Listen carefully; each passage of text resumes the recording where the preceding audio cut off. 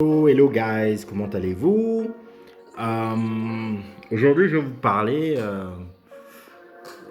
d'un sujet, d'un terme qu'on utilise beaucoup. Surtout en Afrique, on utilise beaucoup ce terme. C'est marrant, hein? Le charisme. Le charisme, c'est quoi? Le charisme, en fait, c'est le fait, euh, je dis vraiment, vraiment de manière automatique, c'est le fait d'avoir de l'envergure, d'avoir une force d'attraction sociale, euh, qui une capacité d'attirer les gens, d'attirer le succès, de, de- d'avoir de l'envergure auprès d'un certain groupe de personnes en fait. Ça, je le dis vraiment, vraiment, vraiment de manière comme ça. Donc, comment est-ce qu'on fait pour avoir du charisme? Comment est-ce qu'on fait pour avoir du charisme? Certains me diront que c'est quelque chose de naturel. Soit on est avec du charisme, soit on est sans charisme du tout. Et moi, je dirais que c'est totalement faux. Je pense qu'on peut naître très très mignon, on peut naître très beau, très belle, même si la beauté, c'est toujours quelque chose de subjectif. La beauté, on la définit par rapport à des standards, en fait. Des standards que nous avons dans la société. On va estimer qu'une femme qui a un ventre plat, c'est une femme qui correspond à des standards de la société. Une femme qui fait le ticket de métro, c'est une femme qui correspond aux standards de la société. Mais il y a des gens qui n'aiment pas le ticket de métro. Suivez mon regard. Bref. Donc, euh, en fait, il y a un certain nombre d'attitudes qu'il faut pouvoir adopter pour pouvoir apprendre à captiver les gens et apprendre à développer un certain nombre de choses. Je pense que l'une des premières choses, c'est l'apparence. L'apparence. Quelqu'un qui se met bien, qui a l'habitude de s'habiller correctement. Je ne parle pas de quelqu'un qui met Gucci ici, euh, Dolce Gabbana là, avec plein de logos. Je parle vraiment de quelqu'un d'élégant, quelqu'un qui sait marier un certain nombre de choses. Cette personne, justement, elle aura justement plus d'ascendant lorsqu'elle pourra convaincre, justement, parce que comme on dit souvent, on n'a jamais une deuxième chance de faire une bonne impression. Donc, on a toujours, lorsque vous rencontrez quelqu'un pour la première fois, il a toujours une première impression. Donc, cette impression, elle est très très importante. Donc, le fait tout simplement d'être net, d'avoir comment dire, ses chaussures cirées, d'être bien coiffé, euh, le fait d'avoir ses habits repassés, le fait d'avoir bien agencé ses couleurs, etc. Ce sont des choses qui contribuent justement à élever justement le charisme. L'autre chose, c'est la, la capacité à bien s'exprimer.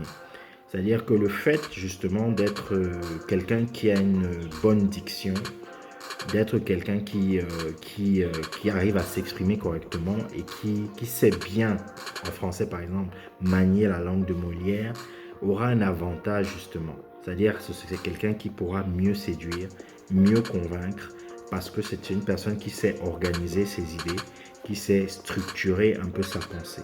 Donc ça, c'est l'une des choses qui est très importante. L'autre chose, c'est d'être utile, d'être utile, d'être utile et d'être un expert tout simplement dans son domaine. C'est-à-dire que lorsque vous êtes un expert dans votre domaine, vous êtes quelqu'un d'important dans ce que vous faites. Ça veut dire que vous avez déjà travaillé. Je vous invite à regarder les autres vidéos justement sur le développement personnel et sur le mindset. Et surtout, ceux qui ne sont pas encore abonnés à la chaîne, je vous invite vraiment à vous abonner à la chaîne et à commenter. Voilà, parce qu'il y a beaucoup de vidéos intéressantes sur la chaîne. Donc, si vous êtes par exemple un expert justement dans votre domaine, vous êtes quelqu'un qui est bon et qui arrive à avoir de la reconnaissance dans ce que vous faites, vous êtes reconnu comme tel, vous avez plus de chances justement de dégager du charisme. Si vous êtes juste un bluffeur, qui est bien, qui est beau gosse, qui sait se mettre, mais on découvre très vite que vous êtes un bluffeur, que vous êtes quelqu'un que ce que vous dites, en fait, c'est du bluff, c'est du bullshit. Très vite, ce charisme-là va s'éteindre. Parce qu'on va se rendre compte que, bon, écoutez, cette personne est en train de nous mentir, elle est en train de se foutre de notre gueule, et l'estime que les personnes vont avoir sur vous va vraiment chuter. Donc, ce sont des choses qui contribuent à ce charisme. Ensuite, il y a le développement de la confiance en soi. C'est-à-dire que vous voyez des personnes qui ne sont pas forcément très, très belles physiquement, etc., mais qui dégagent quelque chose, qui dégage une certaine énergie. Et en général, ces personnes, c'est parce que ce sont des personnes qui ont vraiment confiance en elles. Ce sont les personnes qui ont cultivé ça. Et pour cela, ça rejoint un peu le point, d'avant, c'est-à-dire lorsque vous maîtrisez justement le domaine dans lequel vous opérez, lorsque vous maîtrisez ce domaine, vous avez plus de chances justement de dégager de la confiance en vous-même. Pourquoi? Parce que vous savez ce que vous racontez, vous savez, vous êtes un expert dans le domaine, etc.